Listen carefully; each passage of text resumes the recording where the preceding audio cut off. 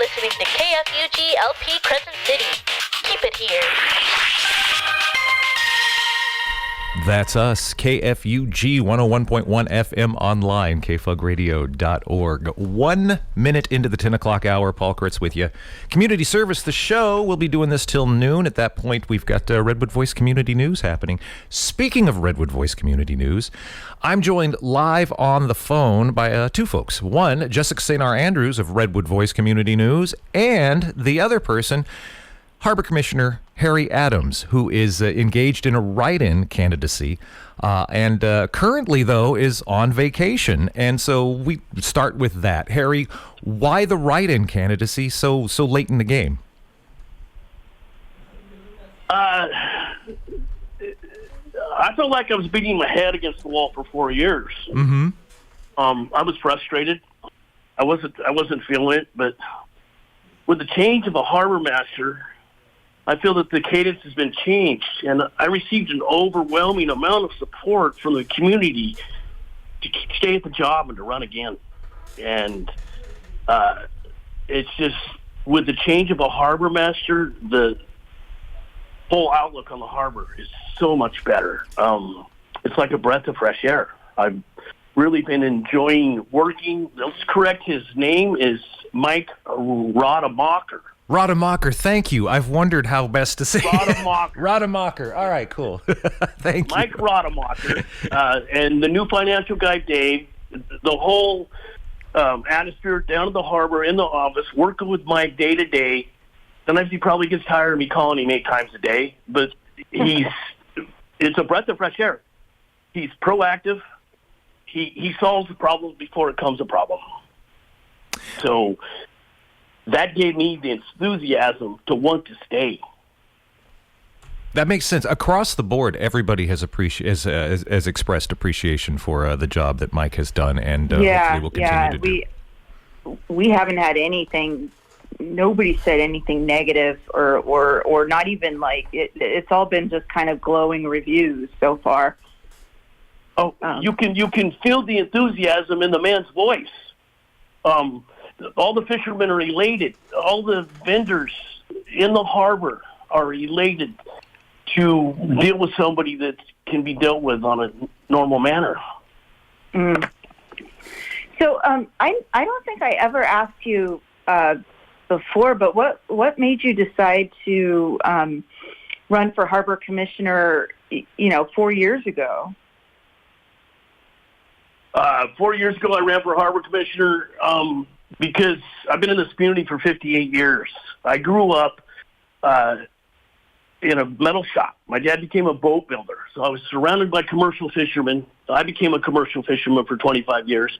And then I've sat and watched the harbor for 58 years, watching the Harbor Commission. And for 20 years, I wanted to do it, and I just never did. And then I decided that, maybe I can make a difference. So it's for the love of the community, the love of the harbor, and wanting to serve the people.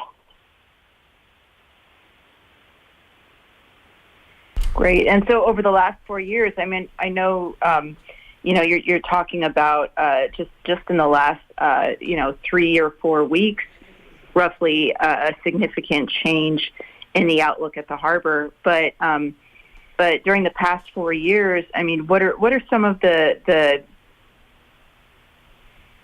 challenges that you had to deal with as a harbor commissioner, and how did you overcome those challenges?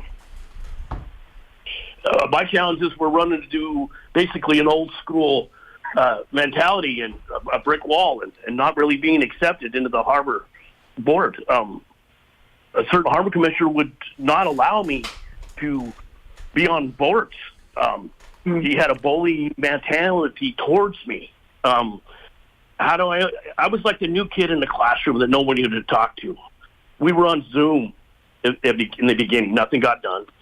And right. Then when we came, nobody told me nothing. No harbor commissioner told me nothing. This is why a new harbor commissioner needs to be sat down and told everything, every detail about the harbor. Within 3 or 4 months, the harbor master retired. Carol White resigned.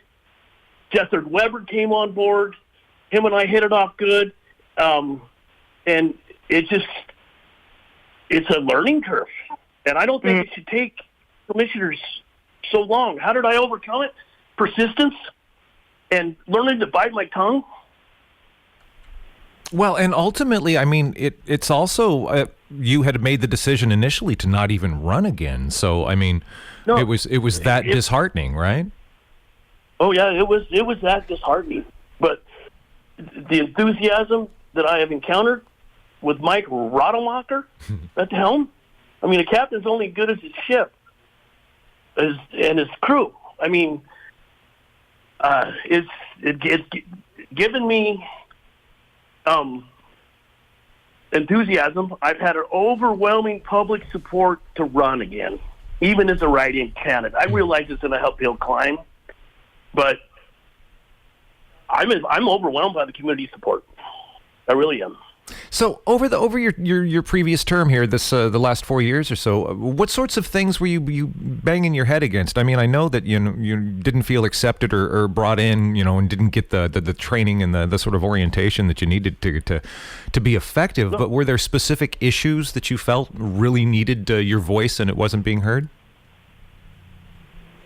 At times, it's just the wheels of government work so slow. I've been trying to get a bathroom for 4 years over on the South Beach side. Mm-hmm. I brought up credit card debt with the harbor master before Tim Petrick, and it was brushed aside. Wow. I tried to blow. I'm like, I think the credit card debt basically was a thing that every harbor master did. They had credit cards, and they did whatever they wanted with them.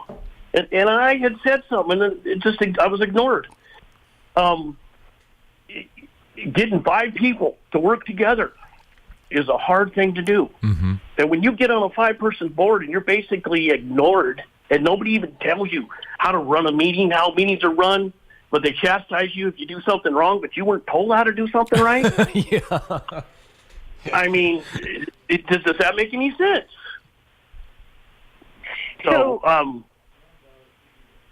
So what would have helped you, you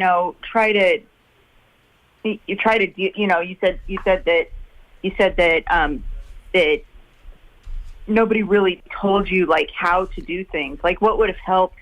If it took me a couple of years to figure out the solar panels, nobody would talk about the Lemus thing. The Lemus thing, I kept saying, "Hey, this sounds too good to be true." Somebody should have sat me down when Commissioner Weber got appointed to the board. I went to his house and I shared a meal with him, and I sat down and I told him every detail I knew, everything, as one should have done for me. I mean, commissioners shouldn't be threatened against each other. They should work together. There's got to be 5 commissioners on a board that work well with others. And it wasn't that way. Mm-hmm. Was there somebody, I mean, I don't want to get into did you replace somebody? Was there somebody that they missed that they wanted to work with and you were just the replacement guy and so they just kind of like froze you out? Yeah. Oh, okay. Yes, exactly. Exactly what happened. Oh, wow. With 4 years ago, nobody had any interest in the harbor. Nobody was even running. There was 3 incumbents. 2 incumbents signed up to run. I signed up to run. The 3rd incumbent decided not to run against me. Mm.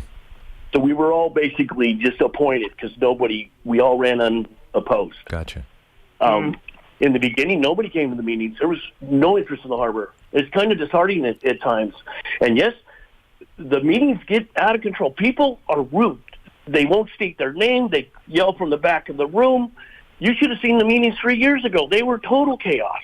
I mean, it's not an easy meeting to run, but it's an easy meeting for people to criticize you about. Yeah. So one of the things you said to me when you said that you were running as a write-in candidate, you said that you're just now getting good at it. What did you mean by that? I got the confidence to stand up and speak in a more affirmative action and manner. I really gelled. Mike Rademacher. I really gel with this man, okay? And his outlook and the way he works and the way he listens to us. The harbor master works at the direction of the commissioners. The commissioners need to give him a direction to work to, okay? And Mike is very good with people. He's very good to work with. So it wasn't necessary. I mean, you were getting better at the job, yeah, but you also felt like the harbor as an entity was getting better. Oh yes, and you want to believe the harbor, and you want to be part of that. Exactly. I want to be better. I want to be part of a board that gets along. I want to be part of a board that gets stuff done. Wow. So if you're elected, you're going to have, if you're reelected, you're going to have 2 commissioners that are new to the board. Do you think you'll be able to work with them? Oh, yeah, because I'm going to sit down with them and tell them every detail I know. Tell them the rules about Robert's Rules of Order. I mean, I was threatened with jail time for breaking Robert's Rules of Order. I'm going to teach people. Do you want to go into that? You want to go into that, Jessica? How were you threatened with jail time? I had a commissioner call me because I was new. I didn't know how things work, guys. So I had a problem with an extra security guard. And why we were paying an extra security guard, I had no idea what I was doing. So I made a call to 2 commissioners. And next thing I know, I had the president of the commission calling me and telling me that he was watching me. He would have me watched, he'd have me prosecuted, and he had me jailed for breaking Robert's Rules of Order because I called 2 commissioners about an issue about a security guard. Right. Because I was trying to solve a problem, but nobody told me these things. That's like the Brown Act, and the Brown Act is very limiting in a lot of ways. It is, but you can't be jailed for that. I don't think that's a jailable offense. Prosecuted for the Brown Act violation. It's basically, hey, let's get along, and these are the rules, okay? But the Brown Act's going to get broken at times. You know how hard it is to accomplish something with 5 different personalities? That you can only talk to one? Yeah. Yeah, and you can't call a meeting unless you have a reason to call a meeting. So what I'm getting good at is I can find out a reason to call a meeting so I can talk about issues. Wow. So It's not like 5 guys in a room just making decisions to talk about whatever they want.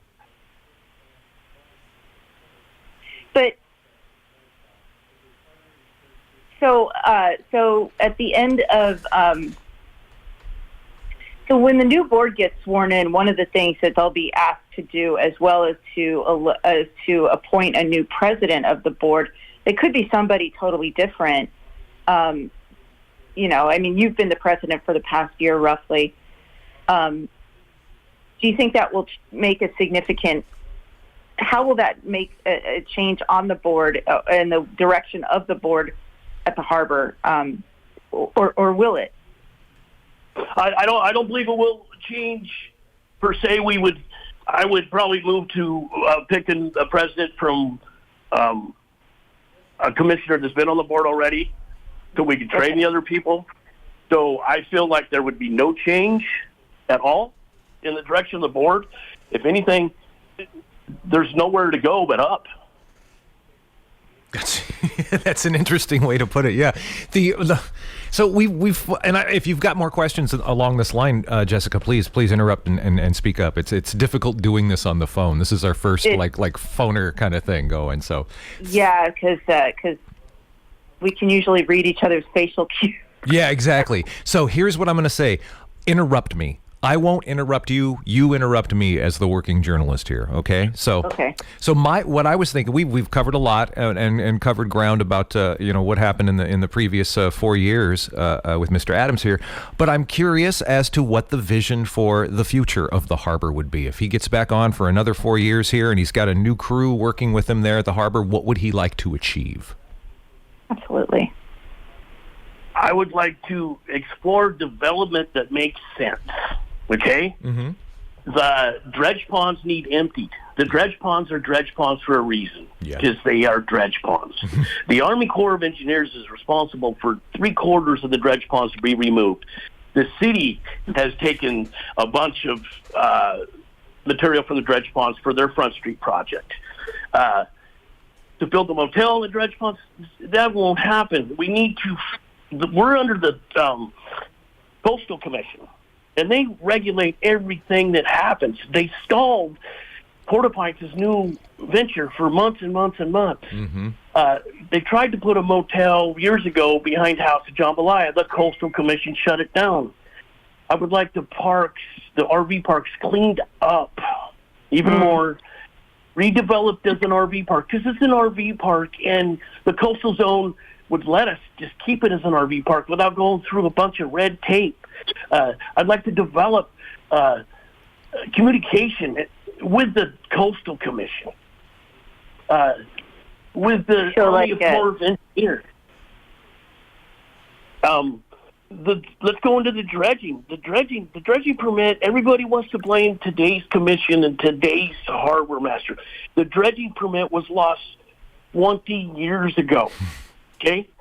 And dredging, when I first came on the board, dredging wasn't even ever mentioned until Rick Shepard's like, I want dredging on the agenda every time.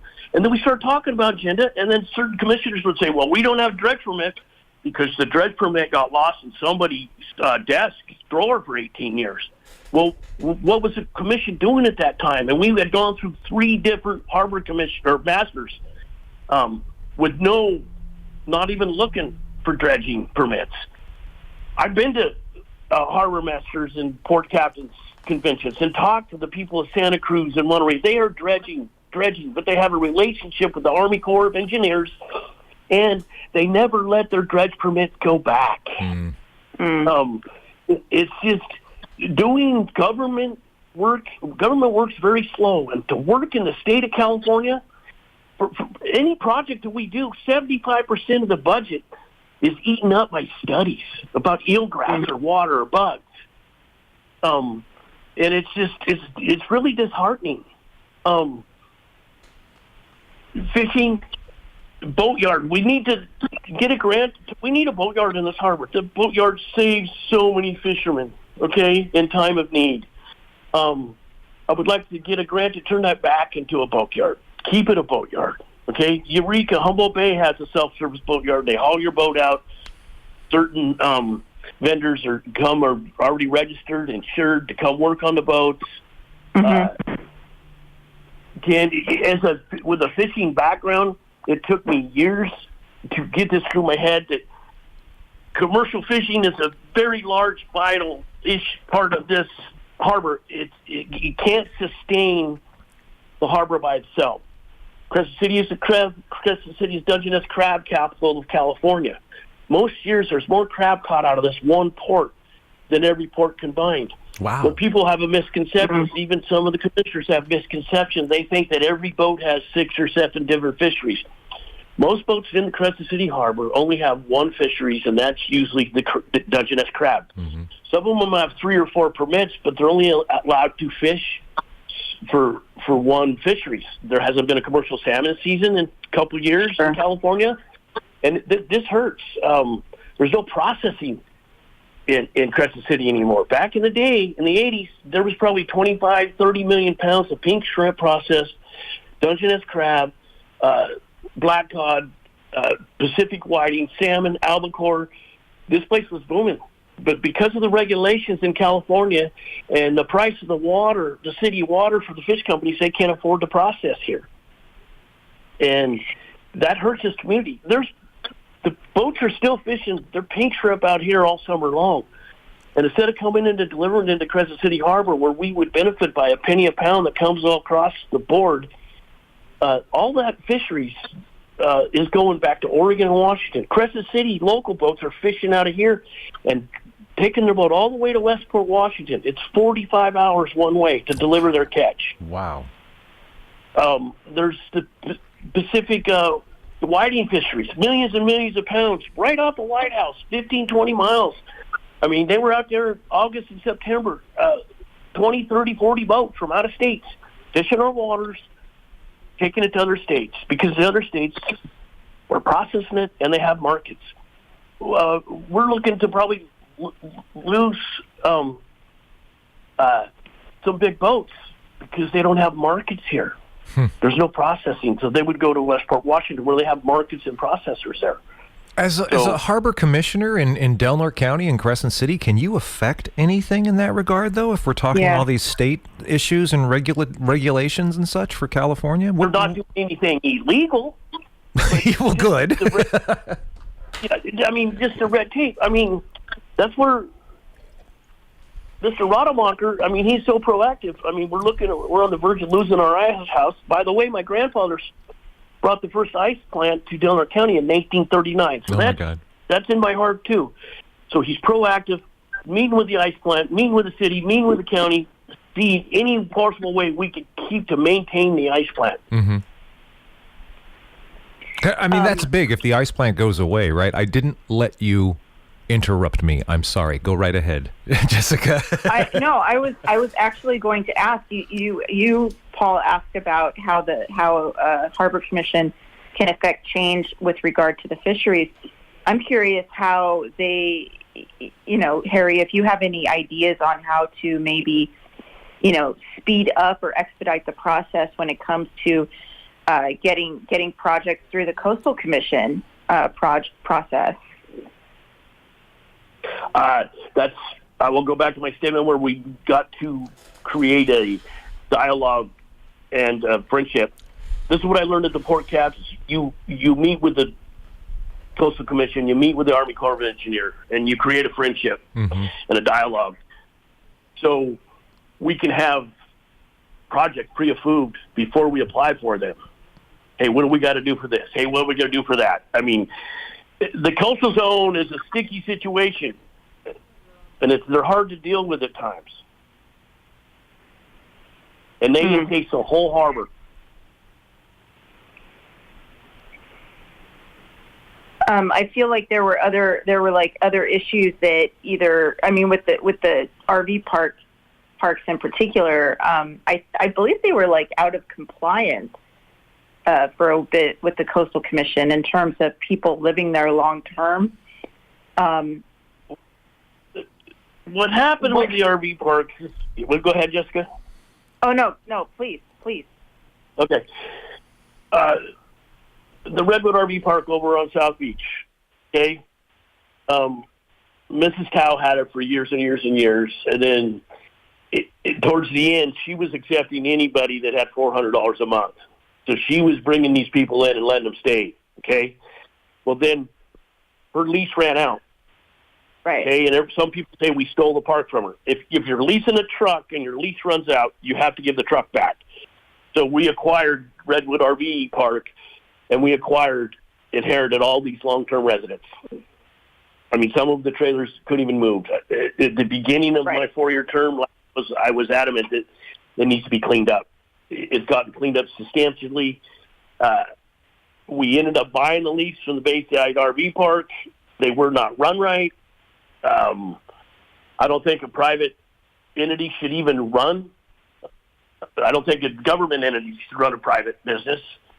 And they were just run into the ground and not maintained right. So we did inherit all these people, and now it got so bad they were coming to our meetings. I went to the RV parks, and I gave everybody in the RV park my personal phone number. Not sure that was the smartest idea, but I solved a lot of problems, and they quit coming to my meetings, cussing and screaming.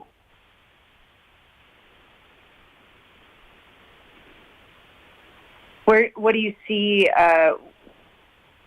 What do you see happening with those parks in the future? I think you said that you'd like them to stay RV parks.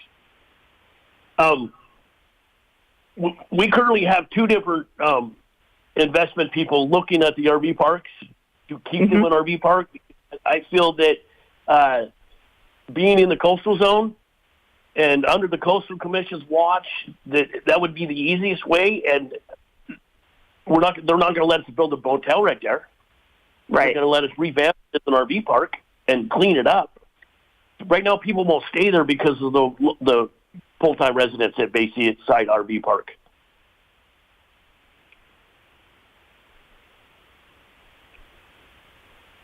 Do you see it as in terms of like revamping the parks? Would you like to make it? It sounds like you'd like to make it more attractive to short-term visitors. I would like to make it look more attractive. I would like an RV park. I wouldn't mind seeing a couple maybe Airbnb, small houses or cabins. This is a beautiful community. The Redwoods, the sea. I wasn't born here, but I was raised here. The Redwoods are a big deal, and we get a lot of tourism dollars, and we need to take advantage of that. That's something my wife and I walk through the harbor of a morning. We'll go down and do that, and we pass through the RV park down at the at Elk Creek there. And that's is that the cities or is that the harbors? Mm-hmm. That's the city's RV park there. It's just it's a beautiful place, and I'm struck even walking past where the dredge stuff is left, the tailings and things. I'm walking past down there. It's a beautiful harbor, and there's so much. I don't know. There's just so much to invite people to hang around in the harbor, and it sounds like you've of course come from a long tradition of commercial fishing.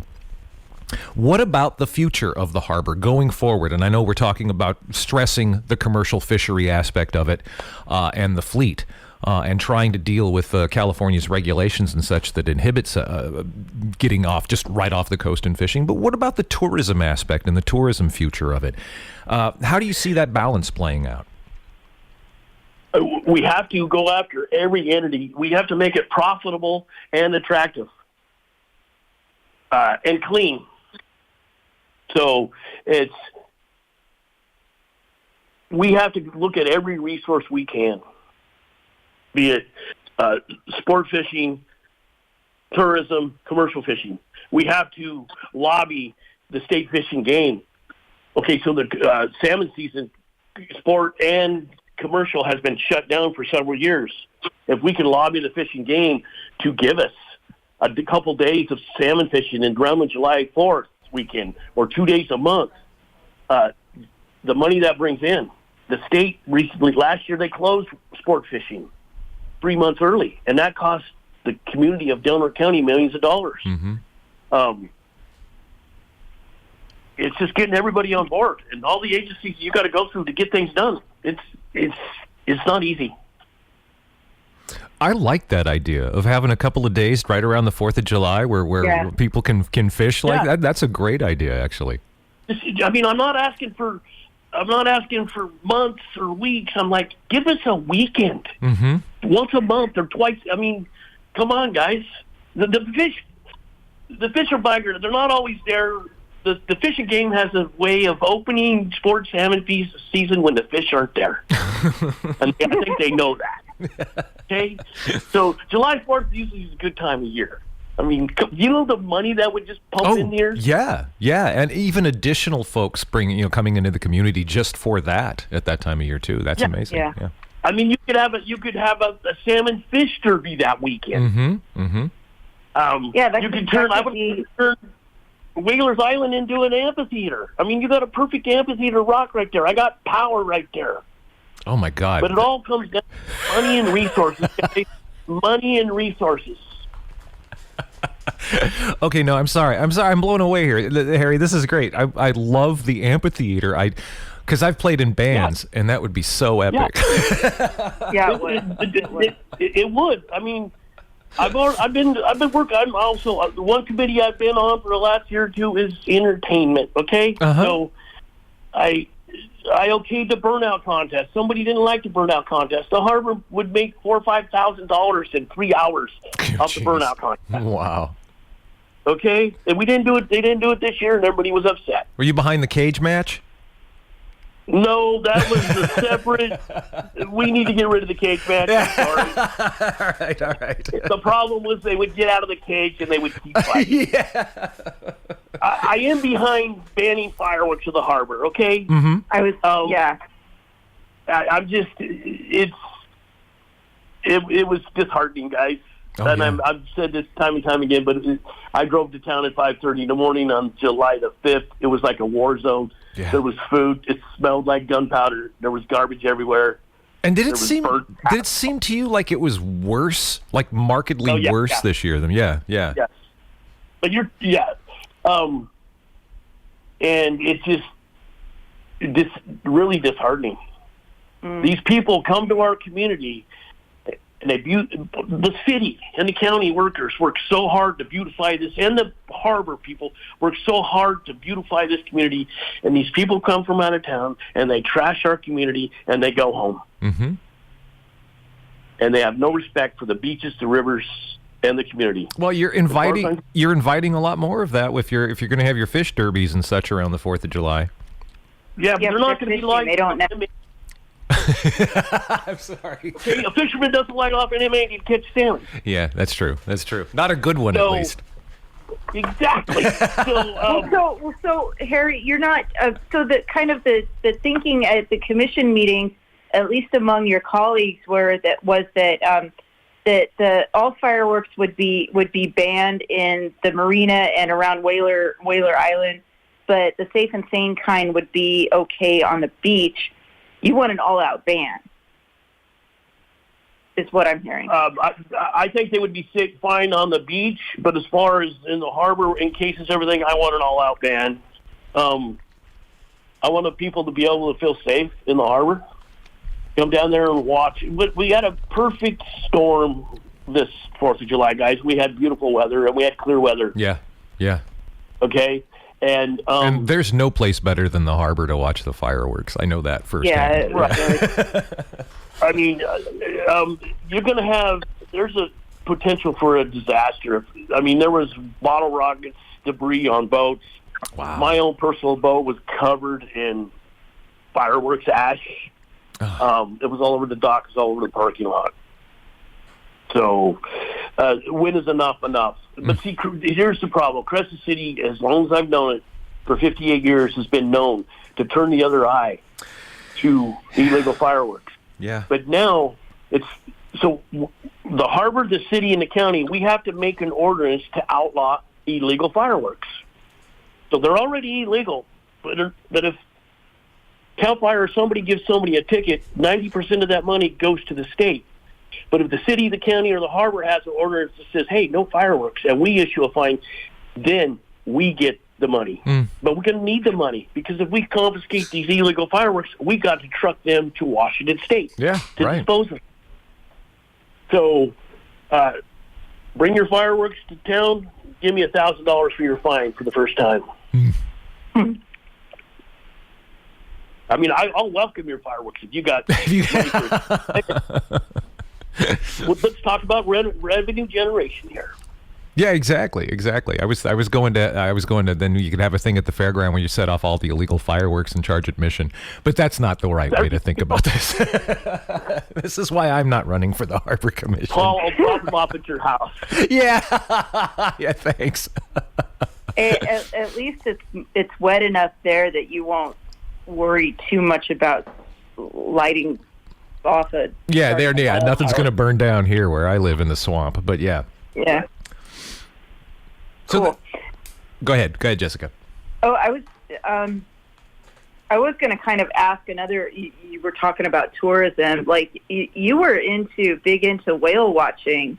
Last year, I remember you were like all excited about the orcas and the gray whales and stuff. Is that?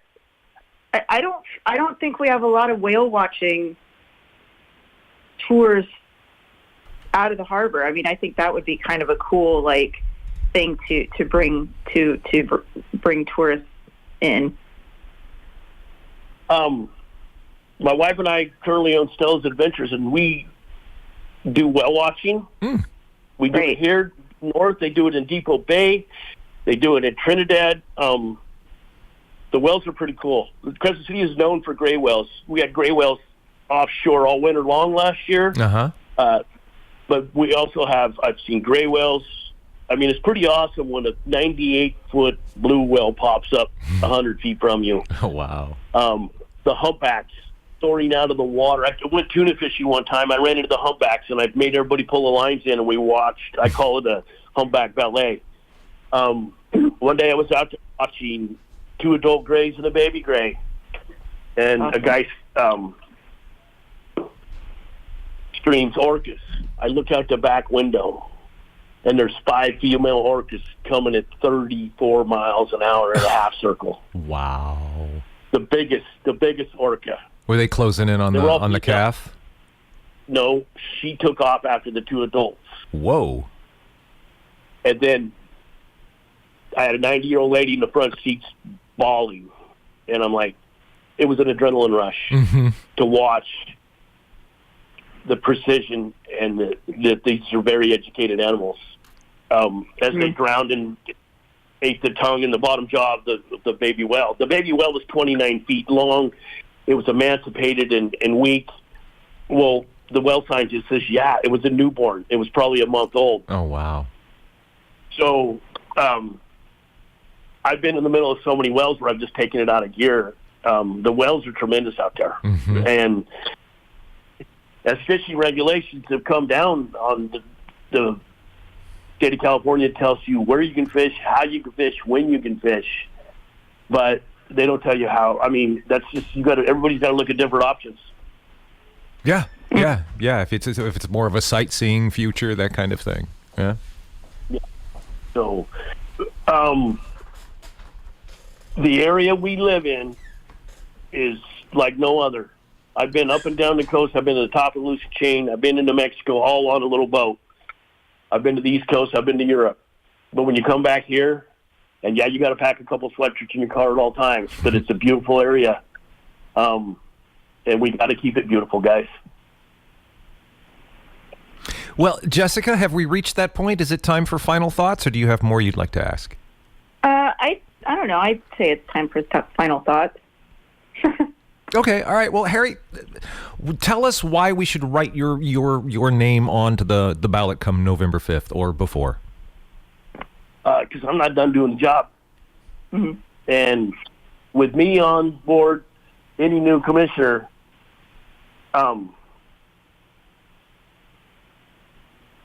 will be fast-tracked.